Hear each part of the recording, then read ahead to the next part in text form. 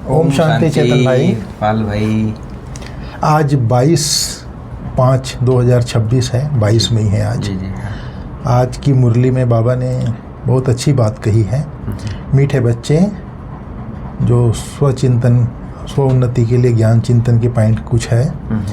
बाबा ने कहा charity begins at home, अर्थात जो देवी देवता धर्म के हैं, जी शिव के व देवताओं के पुजारी हैं, उन्हें पहले पहले ज्ञान दो। जी। तो चैरिटी अर्थात दान ही होता है। हाँ। तो पहले पहले जो शिव बाबा के और देवताओं के पुजारी हैं उनको ज्ञान दो, बाबा कहता है। जी जी जी। हाँ, चैरिटी बिगिंस एट होम, मतलब कहने का मतलब बाबा का ये है इसमें कि हम बहुत मेहनत करते हैं, दूर दूर जाते हैं कि इसको ये दे, परिचय दे, लेकिन बाबा कहते हैं पहले देवताओं के जो पुजारी हैं, शिव के जो भगत हैं उनको। और दूसरी बात ये है कि जो ऑलरेडी मतलब आध्यात्मिकता की ओर जानते हैं वो उसको, तो उसको ये ज्ञान जल्दी समझ में आएगा। यदि जो आध्यात्मिकता को नहीं मानता है तो उसको थोड़ा सा समझने में टाइम लगता है। और दूसरी बात ये है कि भाई जिसका ईश्वर के प्रति झुकाव होता है, किसी प्रकार से आस अपेक्षा वो ज़रूर रखता है ईश्वर के प्रति, तो वो उस आत्मा को परख के, इसमें परखने की शक्ति खास बाबा ये कहते हैं कि ये नहीं कहना कि मतलब ये है कि भाई कोई बहुत भक्ति कर रहा है उसी को ये देना है, लेकिन कहने का मतलब है उसके आचरण देख के भी उसको परिचय हम देंगे तो जैसे बनी बनाई जो आत्मा होती है ना, वो सहज रीति से ज्ञान को स्वीकार कर लेती है। अपने देवी परिवार की होगी तो एक टच होती है। जैसे कई कई आत्माओं का यहाँ तक मिसाल है कि जस्ट प्रदर्शनी देखा और ज्ञान में आ गए। बिल्कुल, कई है तो उसी को तो हमारा मेरा भी ये है, हमने कभी कोर्स किया ही नहीं। हमने प्रदर्शनी देखा और जो कुछ था, हमने जो पाना था वो पा लिया और कुछ नहीं रहा, क्योंकि सब कुछ किया था, भक्ति पूजा सब कुछ किया था, लेकिन जो मिलना था, जो ज्ञान मिलना था, यथार्थता मिलनी थी, वो सब कुछ मिल गया। तो वही तो बोला टच की बात है बस। हाँ, वही बोला ना, जैसे आप भक्ति कर रहे थे, जैसे ही ज्ञान मिला चल पड़े ज्ञान में। तो उसी को बाबा ने कहा charity begins at home. Home अर्थात घर। जो देवी देवता घराने की आत्माएं हैं वो ऑटोमेटिक उनको पहले ज्ञान दो। जो उसका पहचान क्या है, शिव के और देवताओं के वो पुजारी हैं। इसी को बाबा बहुत अच्छी रीति आज कहा। फिर बाबा ने कहा बाप का कौन सा कर्तव्य कोई भी मनुष्य नहीं कर सकता है और क्यों? एक तो सर्व आत्माओं की सद्गति करने का कर्तव्य वो कोई भी नहीं कर सकता है। सारे विश्व में शांति की स्थापना, सुख की स्थापना ना, पूरी दुनिया को सतो प्रधान बनाने का कर्तव्य एक परमात्मा ही कर सकते हैं। आत्माओं को पावन बनाकर अपने साथ ले जाने का कर्तव्य एक बाप ही कर सकते हैं। आत्माओं को सच्ची शांति क्या होती है उसका सच्चा रास्ता बाप ही बता सकते हैं। और स्वयं परमात्मा कौन है, क्या है, वो क्या आकर करते हैं, उनका सच्चा परिचय भी स्वयं, जैसे खुदा कहते हैं ना, खुद आकर देते हैं। तो ये परमात्मा जो कर सकते हैं वो मनुष्य मात्र नहीं कर सकता है। दुनिया में कहा जाता है कि परमात्मा है, भगवान है, तो मरे हुए को जिंदा करके दिखाए। ये कोई बड़ा कार्य नहीं है।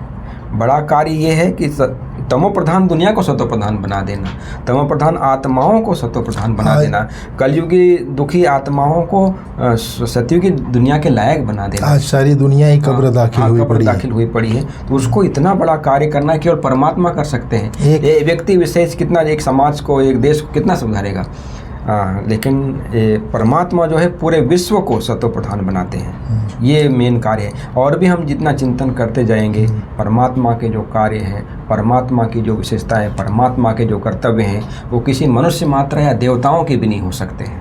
तो वही आज बाबा ने मुख्य रूप से कहा, सारे विश्व में शांति स्थापन करना एक बाप का काम है। और मनुष्य क्यों नहीं कर सकते, क्योंकि मनुष्य भिखारी हैं। और शांति स्थापना तब हो, बाबा ने आज कहा, जब बाप को जाने और जान करके पवित्र बने। और बाप को न जानने के कारण निधन के बन गए हैं, अर्थात गरीब बन गए हैं। आज बाबा ने कहा, ये अच्छी बात कही। फिर आज बाबा ने जीना तेरी गली में, मरना तेरी गली में, तेरी गली में, जीना तेरी गली में, मिट जाएगी हमारी दुनिया। ऐसे ही है ना गीत है। तो ये कहना का मतलब ये है कि जो कुछ भी हैं हम और तरफ कभी कहीं नहीं जाएंगे। हमें दुख मिले सुख मिले या जो भी मिले, हमें तो परमात्मा का ज्ञान मिलने के बाद तो सब कुछ अच्छा होते जा रहा है। बाप का बन गए माना उसी रास्ते पर हमको चलना है, तेरी गली और में। कोई किसी गली में जिस चीज़ से जहाँ ये नहीं है प्राप्ति का हो या जिस चीज़ में हमारे वो उस राह में जाना ही नहीं, हमें उन राहों पे चलना है जहाँ पर संभलना है, चढ़ना ही चढ़ना है। आशा दीदी बोलती है ना, संभलना ही संभलना है, तो ही है, चढ़ना ही चढ़ना है। फिर आज बाबा ने सार में बहुत अच्छी बात कही है जी। प्रीत बुद्धि और विपरीत बुद्धि के बारे में जैसे बोला था बाबा ने। प्रीत अर्थात परमात्मा से प्रीत बुद्धि, और जो परमात्मा को नहीं जानते हैं वो विपरीत बुद्धि है। तो उसी को आज बाबा ने कहा है, एक बाप से सच्चा प्रीत रख, सच्चा पांडव बनना है। एक बाप से प्रीत रख, सच्चा पांडव बनना है। मौत सामने खड़ा है, इसलिए पवित्र बन, पवित्र दुनिया का मालिक बनना है जी। क्योंकि प्रीत तब होती है जब हमारा उनका संबंध या प्यार घनिष्ठ हो जाता है। क्योंकि जब तक हमारा आपस में संबंध और लेन देन और हमें जो प्राप्ति होना चाहिए वो नहीं होता है तो प्रीत ज़्यादा समय नहीं चलती है। तो परमात्मा जो सच्ची प्रीत है वो एक परमात्मा से ही होती है। मनुष्य आत्माओं से मनुष्य से होगा तो देहधारी से होगा तो वो सदा काल के लिए नहीं होता है, अल्प काल का होता है। शरीर कितना समय रहेगा या उसमें कितने कभी कोई अवगुण हो जाता है, लेकिन परमात्मा अवगुणों से परे है, वो सच्चा है। तो सच्चा प्रीत तो उसी से सामने होता है। क्योंकि बाबा ने कहा है अभी बहुत नज़दीक है इस दुनिया का महाविनाश, फिर सत्य की दुनिया स्थापना होनी है। तो एक परमात्मा से सच्चा प्रीत रखेंगे तो कहते हैं ना विनाश काले प्रीत बुद्धि विजयंती, ऐसा है। तो वही बाबा ने कहा प्रीत होती है संबंध और प्राप्ति के आधार पर। तो बाप से प्राप्ति का भी अनुभव करना है और संबंधों का भी अनुभव करना है और सच्चा प्रीत रखना है। आज बाबा ने कितनी अच्छी बात की, सच्ची प्रीत रखने वाले ही सच्चे पांडव हैं, और पवित्र बनेगा वही पवित्र दुनिया का मालिक बनेगा। फिर बाबा ने कहा काम महाशत्रु जो आदि मध्य अंत दुख देता है, उस पर जीत प्राप्त कर पावन बनना है। याद से विकारों की खाद निकाल आत्मा को गोल्डन एजेड बनाना है। बाबा ने कहा कई बच्चे क्या होता है चलते चलते गिर जाते हैं, फिर उनका पद भ्रष्ट हो जाता है। बाबा ने कहा तो उसी को बाबा ने कहा एक काम महाशत्रु के ऊपर विशेष अटेंशन देना है। ये आदि मध्य अंत तीनों काल दुख देता है, उस पर जीत प्राप्त कर पावन बनना है जी।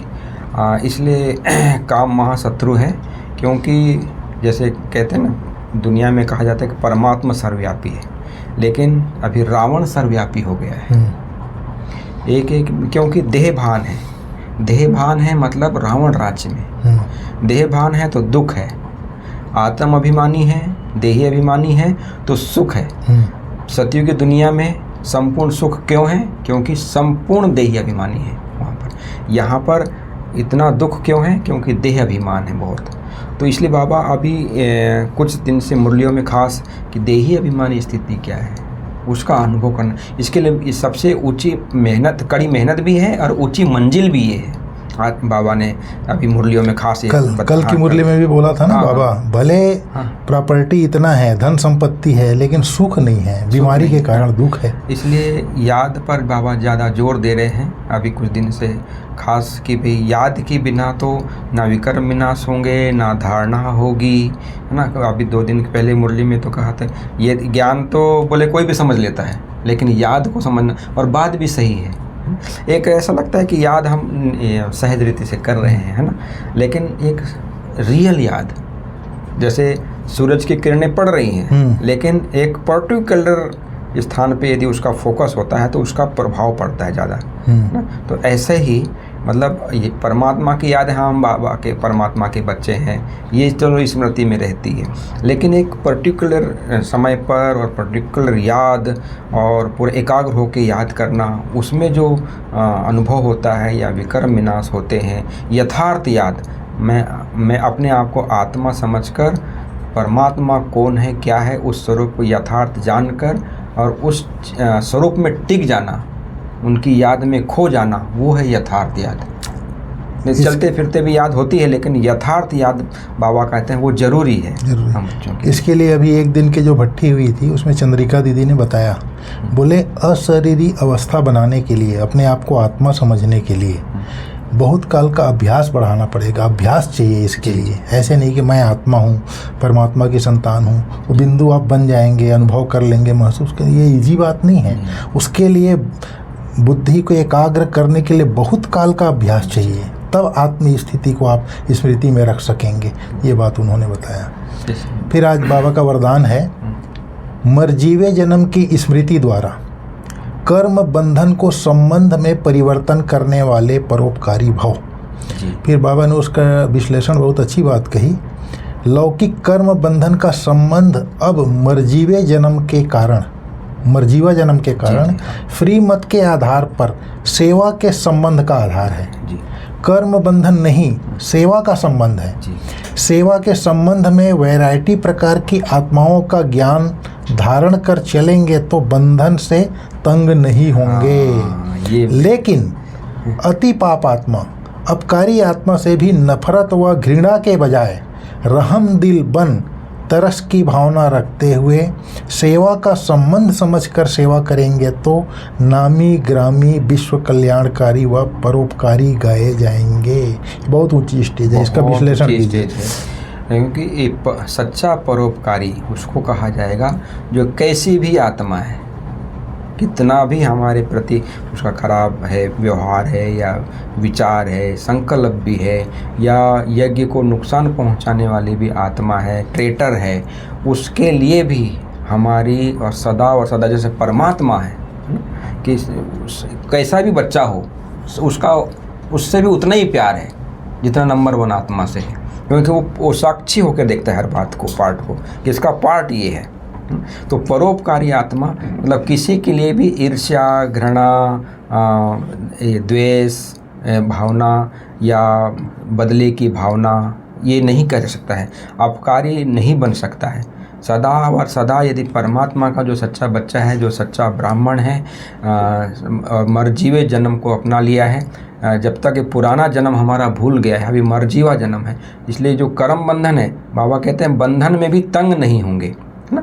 जैसे सेवा का भी बंधन होता है, अपने संबंधों का भी बंधन होता है, कई प्रकार के कारोबार करने पड़ते हैं, लेकिन उसको जितना खुशी से है हम खुशी से करेंगे, करना तो है ही है। आज समझो कई समझते हैं कि भोजन बनाने का बंधन है, रोज़ का 3 टाइम भोजन बनाना है, लेकिन उसको यदि जितना हम खुशी से करते जाएंगे वो हमारा संबंध बनते जाएगा, उतनी खुशी उसमें आती जाएगी और वो बंधन कटते जाते हैं। तो उसी को बाबा ने कहा, सेवा के संबंध में वैरायटी प्रकार की आत्माओं का ज्ञान अर्थात समझ।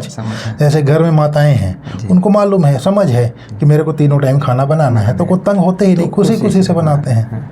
ये यहाँ पर ज्ञान चाहिए, समझ चाहिए। इस सब परोपकारी मतलब कितना बड़ी बात है। परोपकारी कहते हैं हाँ परोपकारी बनना है, बना दूसरे के, लेकिन कितना उसमें गहराई है। सिर्फ दान कर देने से परोपकारी नहीं बनेंगे, लेकिन अपकार करने वाला है, पाप आत्मा है, उसको भी उसके प्रति भी मन में दुर्भावना न हो, विश्व कल्याण की भावना हो, सबके प्रति एकदम शुभ और शुभ संकल्प हो। मेन बात बिल्कुल भी उसके प्रति न दुर्भावना हो, न किसी प्रकार की कोई नफरत की भाव हो। फिर आज बाबा ने स्लोगन में कहा है, समय व परिस्थिति प्रमाण वैराग्य आया तो यह भी अल्पकाल का वैराग्य है, सदा काल के वैरागी बनो, बाबा कहते हैं। अगर कोई मान लीजिए कोई समय है, ऐसा समय आया, कोई परिस्थिति आई, तो चलो छोड़ो, वैराग्य आ गया, तो बाबा कहते हैं अल्पकाल का वैराग्य, सदा काल का वैरागी बनो।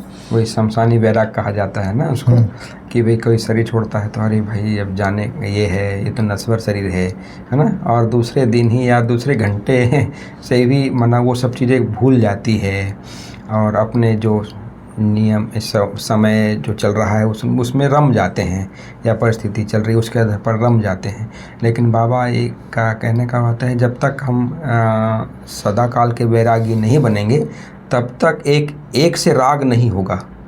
यदि यहाँ पर राग है दुनिया में तो उससे संपूर्ण राग नहीं होता है, क्योंकि यहाँ से वैराग चाहिए, क्योंकि विनाश होने वाली दुनिया है, विनाश होने वाला शरीर है, विनाश होने वाले पदार्थ हैं, ये रहना ही नहीं है और अल्प काल के लिए है, थोड़े समय के लिए है और दुख देने वाले है ना।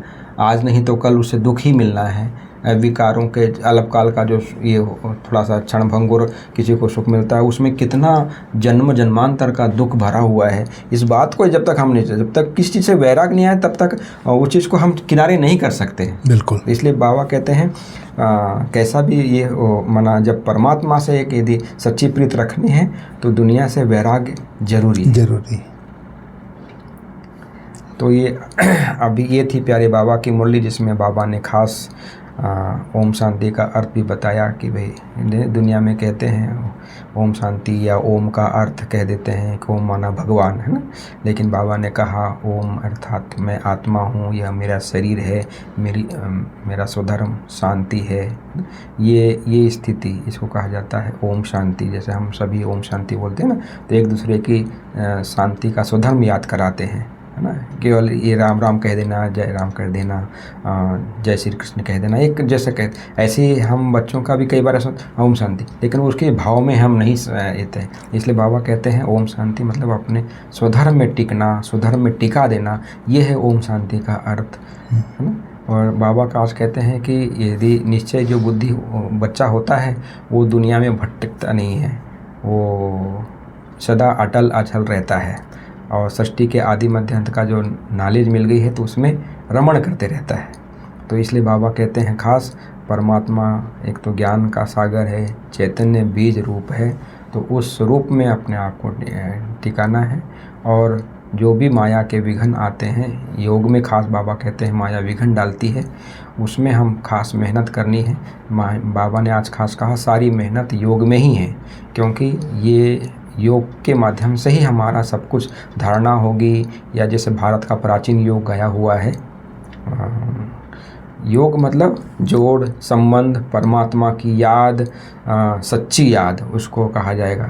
ऐसा योग तो कई प्रकार के होते हैं, लेकिन बाबा परमात्मा के द्वारा आत्मा का संबंध जुड़ जाना, देह भान से न्यारे हो जाना, वो है असली याद। तो ये थी प्यारे बाबा की मुरली आज की। जैसे आज अव्यक्ति सारे भी बाबा ने हम खास अचल अडोल और एक रसी स्थिति का जो चल रहा है अभी, तो किसी भी प्रकार का जो विघ्न या समस्या या माया का वार नहीं है, लेकिन कई प्रकार के लेकिन खेल के समान अनुभव हो। कोई भी प्रकार का विघ्न आता है कि तो वो तब रहता है जब हमारी स्थिति अचल रहती है, हम खुशी खुशी से उस खेल को समझकर पार करते हैं, तब अवस्था एक रस रहती है। लेकिन बाबा कहते हैं यदि माया के वार को समझेंगे और उसके आगे घबरा जाएंगे, हलचल में आ जाएंगे, तो एक रस स्थिति नहीं बन पाएगी। माया का काम है आना, लेकिन आपका काम है विजयी बनना। विजय भक्ति इस एरिया में चलते रहता है ना व्यक्तियों में, बहुत अच्छा लगता है। तो ये थी प्यारे बाबा की आज की मुरली। ओम शांति। ओम शांति।